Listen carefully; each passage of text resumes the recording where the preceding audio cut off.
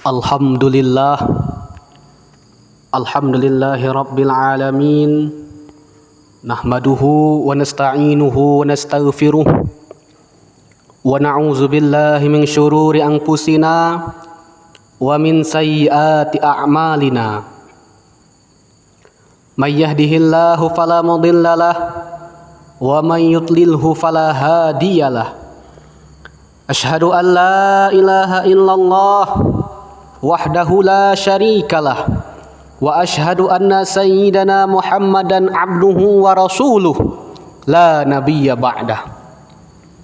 Allahumma shalli ala sayyidina Muhammad wa ala alihi wa sahbihi ajma'in.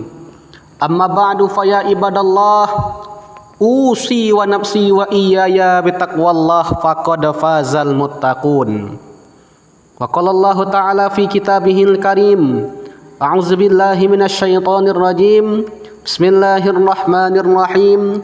Innallaha wa malaikatahu yusholluna 'alan nabi. Ya ayyuhalladzina amanu shallu 'alaihi wa sallimu taslima. Shadaqallahul azim. Ma'asyiral muslimin wa zumratal mu'minin rahimakumullah. Di atas mimbar yang mulia ini khatib ingin berwasiat, mari kita tingkatkan keimanan dan ketakwaan kita kepada Allah Subhanahu wa taala. Karena sebaik-baik bekal ketika kita menghadap Allah kelak ialah keimanan dan ketakwaan kita kepada Allah Subhanahu wa taala. Hadirin jamaah Jumat yang dimuliakan oleh Allah Subhanahu wa taala. 12 Rabiul Awal tahun Gajah adalah bulan yang mana bulan ini adalah termasuk bulan yang mulia dan istimewa. Karena dalam bulan ini dilahirkan seorang yang begitu mulia, manusia yang paling agung sejagat raya alam semesta, yakni Rasulullah sallallahu alaihi wasallam, kekasihnya Allah Nabi Muhammad sallallahu alaihi wasallam. Maka Jumat kali ini tepatnya di tanggal 12 Rabiul Awal 1447 Hijriah, kita semua memperingati Maulidun Nabi Muhammad sallallahu alaihi wasallam. Kita memperingati hari kelahiran Rasulullah sallallahu alaihi wasallam dengan penuh sukacita, dengan hati yang gembira, karena alhamdulillah Allah memberikan kesempatan kepada kita semua untuk bisa memperingati Maulid Nabi di tahun ini. Hadirin jamaah Jumat rahimakumullah, perlu diingat dan garis bawahi bahwa kita sekarang berada di tengah bulan yang bulan ini dilahirkannya seseorang nabi yang mulia. Maka duhai hadirin sekalian, apa agaknya amalan yang seharusnya kita lakukan di bulan ini? Maka kami akan sampaikan 2 amalan yang utama dalam bulan ini. Pertama, perbanyaklah bersolawat kepada Rasulullah sallallahu alaihi wasallam, sebagaimana firman Allah Subhanahu wa taala dalam Al-Qur'an surah Al-Ahzab. A'udzubillahi minasyaitonir rajim. Bismillahirrahmanirrahim. Innallaha wa malaikatahu yusholluna 'alan nabi. Ya ayyuhalladzina amanu shallu 'alaihi wa sallimu taslima. Sesungguhnya Allah dan para malaikatnya bersalawat untuk Nabi. Wahai orang-orang yang beriman, bersalawatlah kamu kepada Nabi dan ucapkanlah salam dengan penuh penghormatan kepadanya. Rasulullah sallallahu alaihi wasallam bersabda, "Man shalla alayya wahidatan, sallallahu alaihi asra." Barang siapa yang bersalawat kepadaku 1 kali, maka Allah bersalawat memberikannya rahmat untuknya sebanyak 10 kali.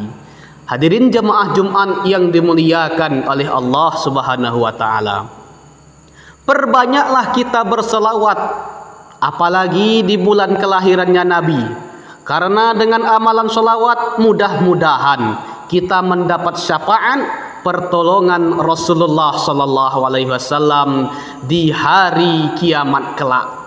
Karena salawat tidak pernah ditolak oleh Allah Subhanahu wa taala. Amal manusia yang lain seperti salat, puasa, haji dan umrah bisa diterima, bisa pula tidak. Syarat untuk diterimanya sangatlah susah, kecuali berselawat kepada Nabi Muhammad sallallahu alaihi wasallam. Selawat dibacakan ketika nangis diterima, ketika tertawa diterima, khusyuk diterima, sambil duduk baca selawat diterima, sambil baring baca selawat diterima, dalam kendaraan kita membaca selawat juga diterima, sedang berjalan membaca selawat juga diterima. Satu-satunya amalan yang pasti diterima oleh Allah adalah selawat. Inilah dahsyatnya amalan selawat. Kenapa demikian? Karena selawat ada Muhammad sallallahu alaihi wasallam. Ma'asyiral muslimin rahimakumullah. Pernah suatu ketika ada seorang anak muda. Di dalam tidurnya anak muda ini dia bermimpi bertemu dengan Nabi Muhammad. Lalu dia memanggilnya, "Ya Rasulullah." Rasulullah tidak menjawab. Lalu dipanggilnya lagi, "Ya Rasulullah." Hal yang sama terjadi. Rasulullah tidak menjawab. "Ya Rasulullah, aku ini umatmu ya Rasul." Lalu apa jawab Rasulullah? "Maaf, engkau siapa? Apakah engkau umatku?" "Iya ya Rasulullah, aku umatmu." "Maaf, aku tidak mengenalimu." Lalu dalam mimpi anak muda ini Rasulullah pergi meninggalkannya tanpa menghiraukannya. Lalu dia terbangun dan berpikir kenapa dia bermimpi seperti itu. Setelah dipikirnya, ternyata selama hidupnya anak muda ini tidak pernah berselawat kepada Nabi.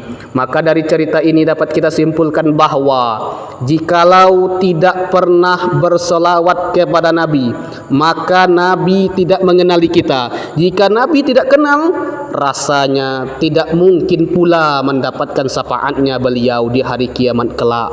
Hadirin jamaah Jumat rahimakumullah. Maka di bulan kelahiran Nabi, amalan yang utama, perbanyaklah berselawat. Yang kedua, perbanyak pula bersedekah. Sebagaimana yang Allah jelaskan dalam Al-Quran surah Yusuf ayat 88. Bismillahirrahmanirrahim. Innallaha yajzil mutasaddiqin. Sesungguhnya Allah memberi balasan kepada orang yang bersedekah. Perbanyak pula bersedekah, karena sedekah memperluas rezeki, bukan menyempitkan rezeki. Sedekah melapangkan hidup, bukan menyulitkan hidup. Indahnya hidup kita jika kita saling berbagi sesama, memberikan sebagian rezeki kita kepada orang yang membutuhkan, hidup berkah dengan sedekah. Amalan yang kedua adalah perbanyak bersedekah. Adapun kesimpulan dari khutbah Jumat kali ini ialah bulan Rabiul Awal adalah bulan yang mana dilahirkan seseorang nabi yang amat begitu mulia, nabi terakhir dan nabi penutup dari para nabi. Maka kita semua sebagai umatnya beliau perbanyaklah berselawat kepada beliau dan juga perbanyaklah bersedekah, karena hidup berkah dengan sedekah. Mungkin hanya ini yang dapat kami sampaikan. Mudah-mudahan apa yang telah disampaikan bermanfaat untuk kita semua. Amin amin ya rabbal alamin. Aqulu qauli hadza fastaghfiruhu innahu huwal ghafurur rahim.